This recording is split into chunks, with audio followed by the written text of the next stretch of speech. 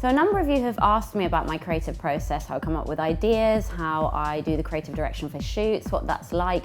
So I thought the best way to talk to you about it would be to show you one of the magazines that I worked on as the creative director, which was Exhibition magazine, and it was their beauty issue. So I did a feature inside this magazine, collaborating with loads of different artists, all about beauty and the digital world. So the first piece that I did was this cover design, and I created this with a digital artist called Ezra Miller, where I sent him a few different pictures of my lips with red lipstick on, and then he worked with a piece of code to create this really beautiful abstraction of the lips. The second project was called Idols, and I worked with an Italian doll maker to create these really unique, tiny, handmade dolls that I then worked with pictures of myself on top of to kind of create this surreal, is it real, is it not, was it hand sculpted, was it photoshopped? But it was a really interesting process because every image we had to shoot in exactly the way that she'd kind of designed the dolls. So the head angles had to really be perfect, the lighting had to be exactly the same way that she'd taken these quite sort of like naive pictures of the dolls. So it was actually quite a long and difficult process to kind of combine her, handheld iPhone lighting with the portraiture of me that we did to make everything kind of feel very seamless. The next piece was a collaboration with a digital artist called Can, and he created these really gorgeous images, very otherworldly, of digital nuns that we developed together. So there was a piece by a writer called Trikar who wrote about the idea of rituals and how that relates to the digital world and also communities and spirituality. So these images were developed to complement that. So it was a nice way of combining an idea that this writer had with that kind of gave us a really clear direction on how to create images for the piece to go alongside them.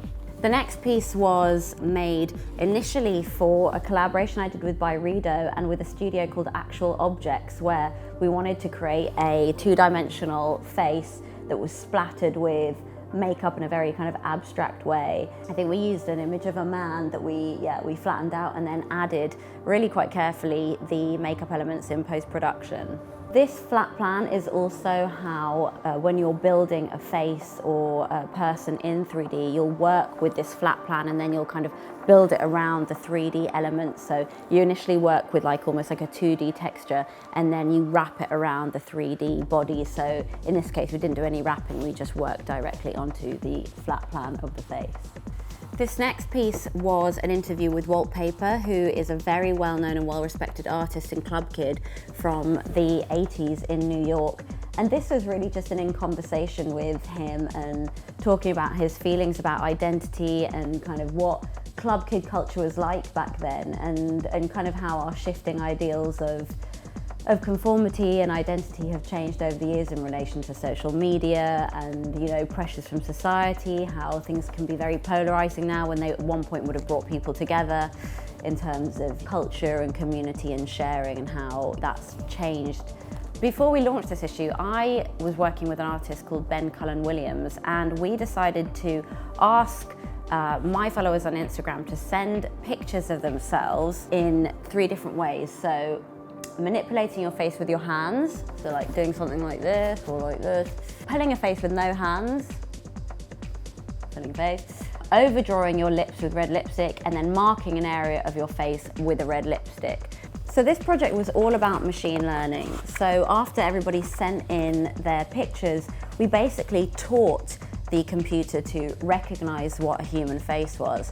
And so by feeding all of these images of the different people into the computer, it understood what lips are, what eyes were, what a face looks like, and it then was able to spit out its own version of a face based on all of the faces that had been sent in. It was a really important project because none of these images are real people, but we have so many predisposed opinions and projections onto people purely from looking at their face. And so this is an interesting one because we asked people to put red lipstick all over their face, which ultimately caused pictures that kind of look like these people maybe had lacerations or trauma, and what does that make you feel about a person, even though actually it was red lipstick that was manipulated by a computer. So it's, you know, it's a generated image. I suppose it was just also a really interesting way to see how so many different faces from different, you know, ethnic backgrounds can come together to create a homogeneous kind of beauty look. And so it's just like a great little study into AI and how, you know, we trust AI so much, but it also has its failings and it doesn't quite know what a real human is. And then we did the same again, but with a very different code. So it began to build these really quite scary faces. So it was just kind of showing you how the computer can work in two very different ways, creating something that's a little bit more real, and then with a slightly different code, creating something that ended up looking like this. And I'm just going to read you the end of this. Within this set of images, it was the AI process itself that independently interpreted and caused the lacerations and bloody lips on some faces. The images aren't designed to glamorize violence. In fact, they haven't been designed in any sense by any human hand. But the AI's corruption of the human face may serve as a reminder of the gap between machine-learned perception and ours, and technology's faithlessness to what we expect of it. So that was a little insight into how I approach different kinds of beauty collaborations. I work with, you know, everyone from coders to sculptors to writers, and there are so many different ways that you can be inspired to create beauty images, and the main point of this is that collaboration is the best way to do so. So thanks for watching. I hope you enjoyed this week's video, and I will see you next week.